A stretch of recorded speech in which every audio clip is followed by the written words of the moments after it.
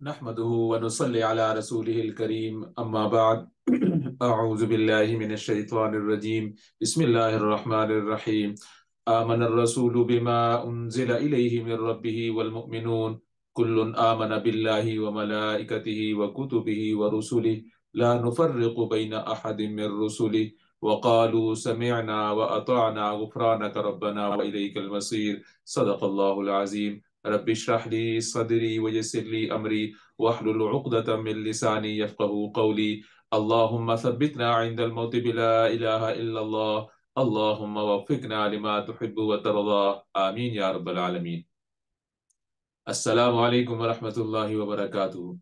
میں نے آپ کے سامنے سورہ بقرہ کی آیت نمبر 285 تلاوت کی ہے، اور یہ آج کی دو آیات آیت نمبر 285 اور 286 یہ آخری رکوع کے اندر ہیں، اور ہم سورہ بقرہ کا اختتام آج کے درس میں کر رہے ہیں۔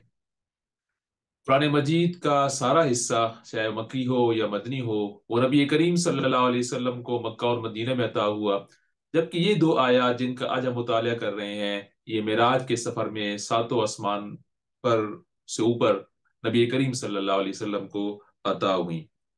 قرآن مجید کا جب ایک شخص مطالعہ کرتا ہے اور اس کو کمپیئر کرتا ہے دنیا کی تصانیف سے، تو اس کو ایک فرق محسوس ہوتا ہے کہ دنیا کی تصانیف میں چیپٹرز ہوتے ہیں، اور ان چیپٹرز میں ہر چیپٹر میں ایک خاص موضوع زیر بحث آتا ہے، پھر اس کے بعد وہ موضوع اگلے چیپٹر میں نہیں زیر بحث آتا بلکہ نئے چیپٹر میں کوئی نئے موضوع زیر بحث آتا ہے، اور اس طریقے سے بات کو کنکلوڈ کر دیا جاتا ہے اور بات کو دہرایا نہیں جاتا۔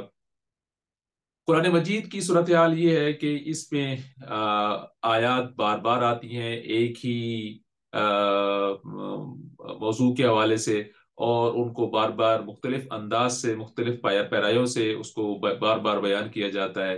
یہ اس وجہ سے ہے کہ یہ قرآن مجید کا جو اسلوب ہے وہ خطابی ہے، تقریری ہے، کہ جو آیات نازل ہوتی ہیں وہ ایک خطبے کی صورت میں اس موقع محل کے مطابق نازل ہوتی ہیں، اور نبی کریم صلی اللہ علیہ وسلم ویسے ہی لوگوں کو سنا دیتے۔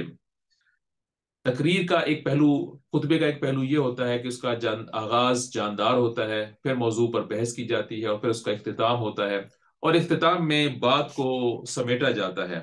بس یہی صورتحال آج کی آیات کی ہے کہ سورہ بقرہ کے اندر بہت ساری تفصیلات بنی اسرائیل کی جو جرائم تھے ان کو گنوانے کے بعد، ان کو اس فضیلت والے منصب سے ہٹانے کے بعد، مسلمانوں کو اس منصب پر فائز کیے جانے کے بعد، اور پھر مسلمانوں کی نئی ذمہ داری اور ان کو احکام اور عبادات کی ساری تفصیلات بتا دینے کے بعد، اب جو آخری بات بتائی جا رہی ہے وہ ان آیات کے اندر ہے، اور یہ اس لیے ہے کہ یہ بات انسان کے دل میں رہے اور یاد ہو جائے۔ ان آیات کی بڑی فضیلت ہے کہ رات کو سوتے وقت ان کو پڑھنا بڑا افضل ہے۔ ہر شخص کی یہ ہیبٹ ہونی چاہیے کہ سوتے وقت ان دو آیات کو نہ صرف یاد تو اس کو ہونی چاہیے، ان کی تلاوت کرے اور اس کو اپنا معمول بنائے۔ میں نے دیکھا ترکی کے اندر کہ عشاء کی نماز کے بعد با جماعت امام صاحب اس کو تلاوت کرتے ہیں، ہر عشاء کی نماز کے بعد یہ آخری دو آیات۔ جو آیت میں نے تلاوت کی اس کا ترجمہ: رسول اس ہدایت پر ایمان لایا جو اس کے رب کی طرف سے اس پر نازل ہوئی، اور جو لوگ اس رسول کے ماننے والے ہیں انہوں نے بھی اس ہدایت کو تسلیم کیا، اور یہ سب اللہ اور اس کے فرشتوں اور اس کی کتاب اور اس کے رسول کو مانتے ہیں۔ ان کا قول یہ ہے کہ ہم اللہ کے رسولوں کو ایک دوسرے سے الگ نہیں کرتے، ہم نے حکم سنا اور اطاعت قبول کی، مالک ہم تجھ سے خطا بخشی کے طالب ہیں اور ہمیں تیری ہی طرف پلٹنا ہے۔ اسلام ایک قانون ہے، اس لیے اس کی فرمانبرداری سب پر لازم ہے، یہاں تک کہ تمام انبیاء بھی اس میں شامل تھے، اور اسی طریقے سے نبی کریم صلی اللہ علیہ وسلم بھی اس سے مستثنا نہیں۔ اس لیے آیت کا آغاز نبی کریم صلی اللہ علیہ وسلم سے ہوا کہ نبی کریم صلی اللہ علیہ وسلم بھی اس پر ایمان لائے ہیں، اس قرآن پر، اس ہدایت پر ایمان لائے ہیں۔ اس لیے نبی کریم صلی اللہ علیہ وسلم کا یہ قول قرآن مجید میں نقل کیا گیا ہے کہ وَأَنَا مِنَ الْمُسْلِمِينَ، کہ میں سب سے پہلا مسلمان ہوں، وَأَنَا أَوَّلُ الْمُؤْمِنِينَ، سب سے پہلا میں مومن ہوں۔ پھر آپ کو یاد ہوگا سورہ بقرہ کے ابتدائی رکوع میں ہم نے پڑھا کہ یہ اس لا ریب فی، یہ اس میں کوئی شک نہیں ہے، اور ھدی للمتقین، کہ اس پر ہدایت ہے متقین کی، متقین کے لیے۔ لیکن اس پر ایمان صرف وہ لائیں گے جن کے اندر حق طلبی ہوگی اور حقیقت بینی ہوگی، چیزوں کو اندھے ہو کر نہ دیکھنے والے ہوں گے، عصبیت اور اپنے برتری کے زوم میں مبتلا نہ ہوں گے، جس طریقے سے یہودی اپنے عصبیت اور برتری میں مبتلا تھے۔ جو اس طرح کا رویہ رکھے گا وہ اس ہدایت سے محروم رہ جائے گا۔ اب یہاں فرمایا گیا کہ پیغمبر اور ان کے جو فالوورز ہیں صحابہ کرام رضی اللہ تعالی علیہم اجمعین، وہ ایمان لاتے ہیں، اپنے عمل سے انہوں نے یہ ثابت کیا کہ سعادت مند کون ہے۔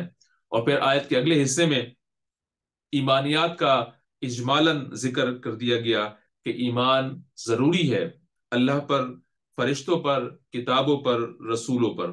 اور رسولوں پر ایمان کے ساتھ ایک خاص بات بتائی گئی کہ لا نفرق بین احد من رسول، کہ ہم کسی میں تفریق نہیں کرتے، کہ کسی کو مانا جائے اور کسی کو نہ مانا جائے۔ اگر کوئی شخص رسولوں میں تفریق کرتا ہے تو وہ دائرہ کفر میں چلا جاتا ہے۔ اور یہی کام یہودیوں نے کیا کہ وہ تمام انبیاء کو مانتے تھے لیکن حضرت عیسیٰ علیہ السلام کو اور حضرت محمد صلی اللہ علیہ وسلم کو نہیں مانتے ہیں، اس لیے ان کو ہم مسلمان نہیں سمجھتے۔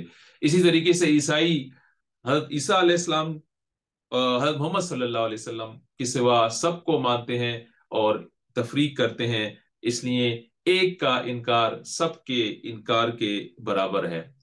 یہ الگ بات ہے کہ فرق کرنا الگ بات ہے، اور جو فضیلت ہے وہ الگ بات ہے کہ نبی کریم صلی اللہ علیہ وسلم کو باقی انبیاء پر فضیلت دی گئی اور مختلف انبیاء کو مختلف انبیاء پر مختلف درجوں میں فضیلت دی گئی۔ اور اس کا ذکر ہمیں تیسرے پارے کی پہلی آیت کے اندر ملتا ہے کہ تلک الرسل فضلنا بعضهم على بعض منهم من کلم اللہ ورفع بعضهم درجات، کہ یہ تمام رسول تھے جن میں سے بعض کو بعض پر فضیلت دی گئی۔ حضرت موسیٰ علیہ السلام ایسے تھے جنہوں نے اللہ تعالیٰ سے کلام کیا، جبکہ ابراہیم علیہ السلام کو خلیل اللہ قرار دیا گیا۔ حضرت عیسیٰ علیہ السلام کی اپنی فضیلت۔ تو اس طرح مختلف لوگ، مختلف رسول مختلف فضیلتوں کے حامل تو ہو سکتے ہیں، ان میں درجہ بندی تو ہو سکتی ہے، لیکن اس میں تفریق بہرحال نہیں ہو سکتی۔ اور جو شخص ان کے اندر تفریق کرتا ہے، یا جو جماعت یا جو فرقہ ان میں تفریق کرتا ہے، وہ دائرہ اسلام سے خارج ہو جاتا ہے۔ اور آیت کے آخری الفاظ کہ ہمارا طرز عمل سمعنا و اطعنا ہونا چاہیے مسلمانوں کا، کہ ہم نے سنا اور اطاعت کی۔ اللہ تعالیٰ کا جو حکم مسلمان کے سامنے آ جائے، اس کے بعد اس کی توجیہ کیے بغیر، اس کی سمجھ آنے یا نہ آنے کے بغیر، اس کو وہ اطعنا والی کیفیت میں اس کو جانا چاہیے، اس کو مان لینا چاہیے اور اس پر اس کو عمل کرنا شروع کرنا چاہیے۔ اور اس کی توجیہ اس کی سمجھ میں آ بھی سکتی ہے اور نہیں بھی آ سکتی۔ یہی کام یہودیوں نے نہیں کیا، وہ کہتے تھے سمعنا وعصینا، کہ ہم نے سنا اور ہم نافرمانی کرتے ہیں۔ اور یہ اس وجہ سے کہ وَإِلَيْكَ الْمَصِيرُ، کہ ہم نے تیری طرف پلٹنا ہے، اللہ کی طرف ہی پلٹنا ہے ہر شخص نے۔ کوئی شخص اس سے بھاگ نہیں سکتا، موت اس کو آنی ہے اور پھر وہ اللہ کے حضور پیش ہو جائے گا۔ اس لیے کسی اور کا ملجا اور ماوا بنانا، کسی اور کو ولی بنانا انسان کے بس کی بات نہیں۔ بنا وہ لیتا ہے ضرور، لیکن بہرحال وہ اس کے ولی آخر کار اللہ کی دربار میں جھوٹے ثابت ہو جائیں گے۔ اگلی آیت لا یکلف اللہ نفسا الا وسعها لها ما کسبت وعلیها ما اکتسبت ربنا لا تؤاخذنا ان نسینا او اخطأنا ربنا ولا تحمل علينا اسرا كما حملته على الذين من قبلنا ربنا ولا تحملنا ما لا طاقة لنا به واعف عنا واغفر لنا وارحمنا انت مولانا فانصرنا على القوم الكافرين۔ اللہ کسی متنفس پر اس کی قدرت سے بڑھ کر ذمہ داری نہیں ڈالتا، بوجھ نہیں ڈالتا۔ ہر شخص نے جو نیکی کمائی ہے اس کا پھل اسی کے لیے ہے، اور جو بدی سمیٹی اس کا وبال بھی اسی پر ہے۔ ایمان لانے والوں، تم یوں دعا کیا کرو، اے ہمارے رب، ہم سے بھول چوک میں جو قصور ہو جائیں ان پر گرفت نہ کرنا۔ اے مالک، ہم پر وہ بوجھ نہ ڈال جو تو نے ہم سے پہلے لوگوں پر ڈالے تھے۔ پروردگار، جس بار کو اٹھانے کی ہم میں طاقت نہیں، وہ ہم پر نہ رکھ، اور ہمارے ساتھ نرمی کر، ہم سے درگزر کا معاملہ فرما، ہم پر تو رحم کر، تو ہمارا مولا ہے، کافروں کے مقابلوں میں ہماری مدد فرما۔ یہ ایک آیت ہے اور بہت ہی تسلی دینے والی الفاظ سے اس دعا کا آغاز ہوتا ہے کہ لا یکلف اللہ نفسا الا وسعها، کہ اللہ تعالیٰ کسی متنفس پر، کسی نفس پر اس کی سکت سے، اس کی استطاعت سے بڑھ کر بوجھ نہیں ڈالتا۔ یہ مضمون قرآن مجید کا بڑا فیمس مضمون ہے، اور 6 مرتبہ قرآن مجید میں بیان ہوا ہے کہ اللہ تعالیٰ انسان پر اس کی طاقت سے زیادہ بوجھ نہیں ڈالتا، یا دوسرے لفظوں میں ہر شخص بس وہیں تک مکلف ہے جہاں تک اس کو طاقت عطا ہوئی ہے۔ جو چیز اس کی حدود اختیار سے باہر ہے اس پر انسان کا مواخذہ نہیں ہوگا، اس سے سوال نہیں ہوگا۔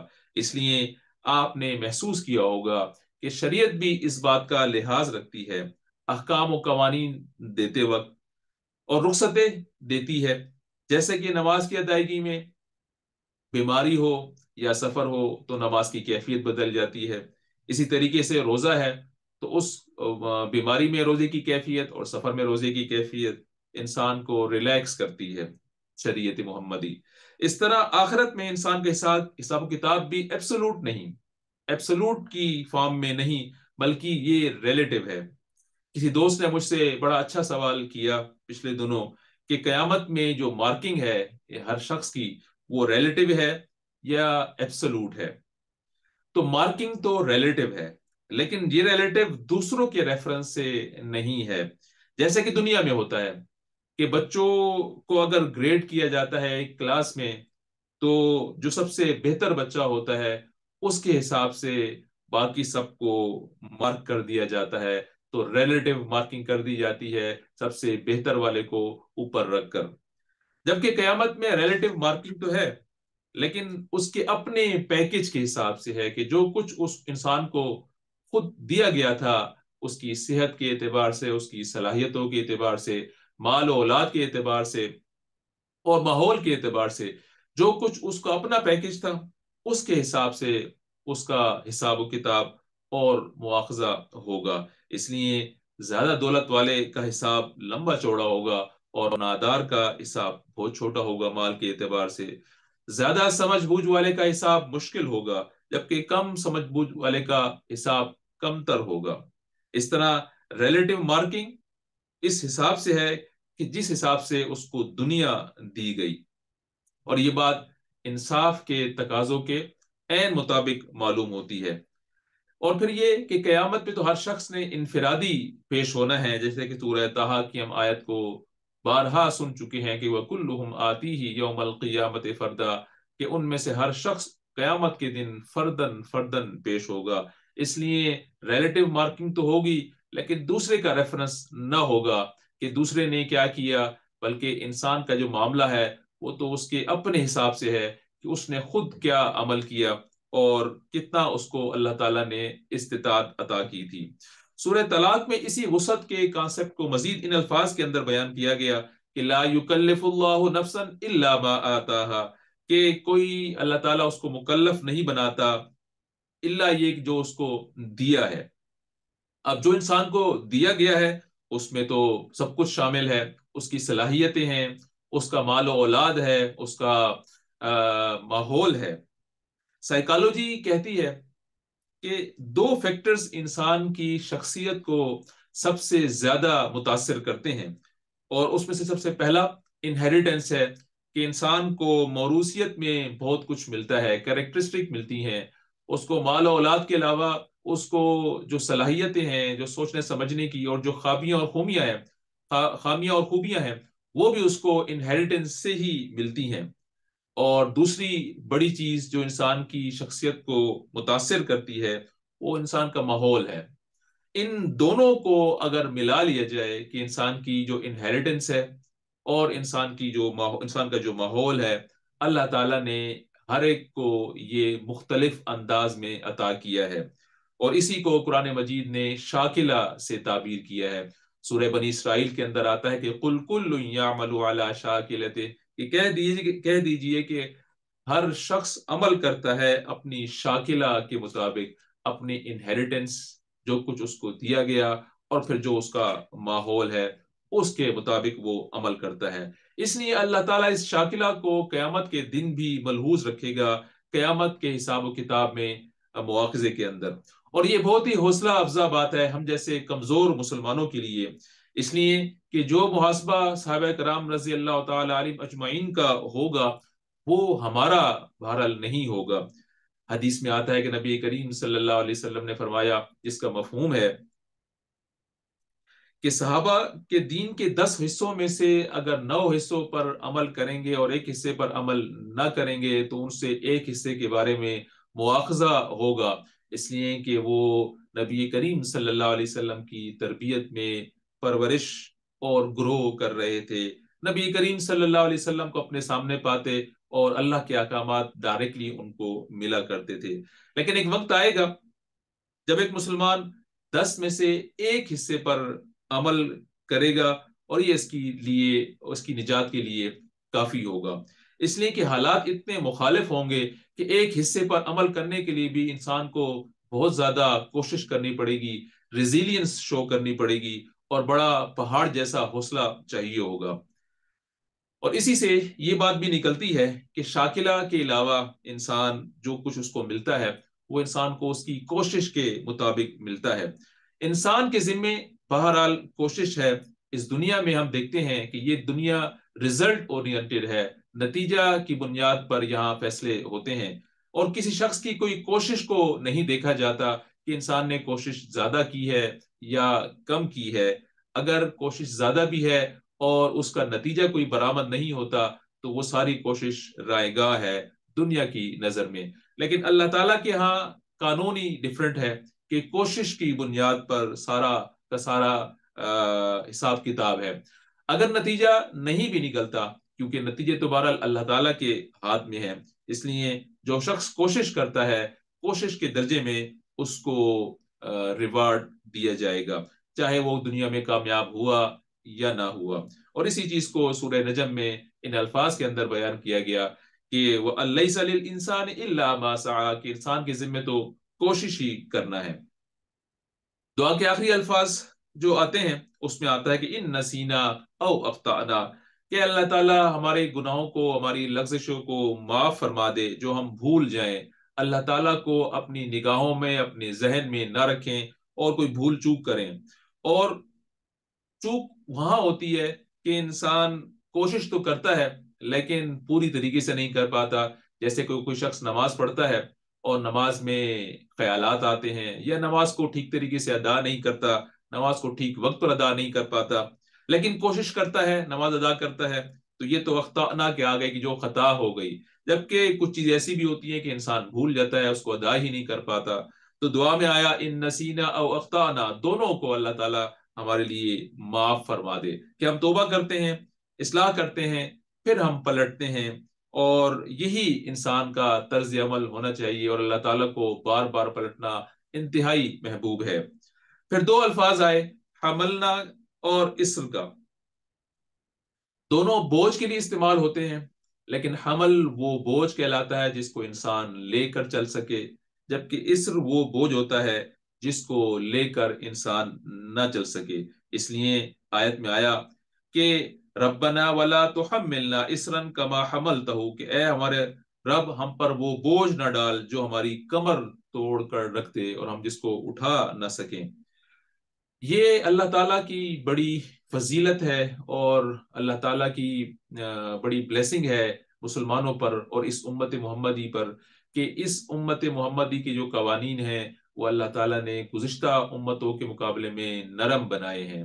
جتنا بوجھ ان پر ڈالا گیا تھا ان کے سوالوں کی وجہ سے یا اور وجوہات کی بنیاد پر، وہ اس امت پر نہیں ڈالا گیا. اس لیے اگر آپ روزے کی کیفیت کو دیکھیں تو روزہ تو 24 گھنٹوں کا گزشتہ امتوں کا ہوتا تھا، اور رات میں جب تک آپ کھاتے رہے سو کھاتے رہے اور جیسے ہی سوئے دوبارہ سے روزہ شروع ہو گیا. تو 24 گھنٹوں کا روزہ ہوا کرتا تھا. اسی طریقے سے جمعے کا ایک دن جس میں صرف اذان، جمعے کی اذان سے لے کر اور نماز ادا کرنے تک، یہ وہ وقت ہے جس میں اللہ تعالیٰ کی عبادت کے علاوہ کسی اور کام کرنے کا ممانعت ہے. جبکہ یہودیوں کے لیے ہفتے کا پورا دن عبادت کے لیے تھا، کہ وہ سارا دن اللہ تعالیٰ کی عبادت کریں۔ اسی طریقے سے تمام فردن احکامات کو اگر دیکھا جائے تو جو گزشتہ امتیں تھیں ان کو جو احکامات دیے گئے تھے ان کے مقابلے میں مسلمانوں کو جو احکامات شریعت محمدی دی گئی وہ اس میں گنجائش موجود ہے۔ اور پھر آیت کے آخر میں آیا کہ اللہ تعالیٰ ہمیں معاف فرما اور ہمارا جو امتحان ہے وہ ہماری طاقت سے بڑا ہوا نہ ہو۔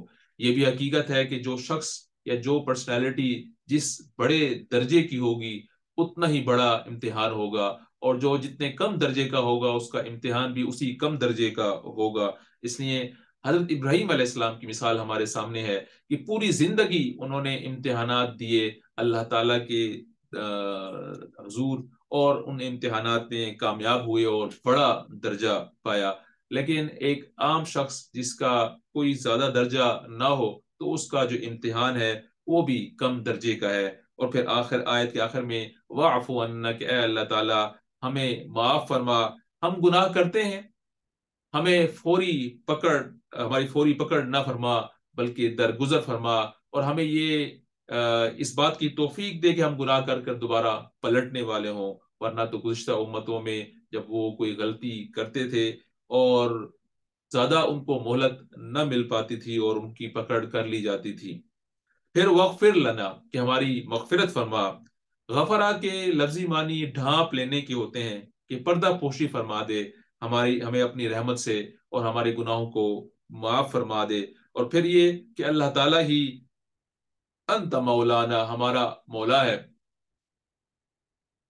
کہ ہمارا دوست ہے، ولی ہے، مددگار ہے دشمنوں کے مقابلے میں اور شیطان کے مقابلے میں۔ اس لیے ہماری مدد فرما، وانصرنا علی القوم الکافرین، کافرین کے مقابلے میں، کفار اور طاغوت کے مقابلے میں ہماری مدد فرما۔ اللہ تعالیٰ سے دعا ہے کہ اللہ تعالیٰ ہمیں قرآن مجید کے اصولوں پر جو احکامات، عبادات اور معاملات کے دیے گئے ان پر عمل کرنے کی توفیق عطا فرمائے، اور قرآن سے اپنا تعلق کو مضبوط کرنے کی توفیق عطا فرمائے۔ سورہ بقرہ کو قرار دیا جاتا ہے کہ ہر شخص، ہر چیز کا ایک پیک ہوتی ہے۔ قرآن مجید کی جو پیک ہے، ہم ہے، وہ سورہ بقرہ ہے، جس کا ہم نے آج مطالعہ مکمل کیا۔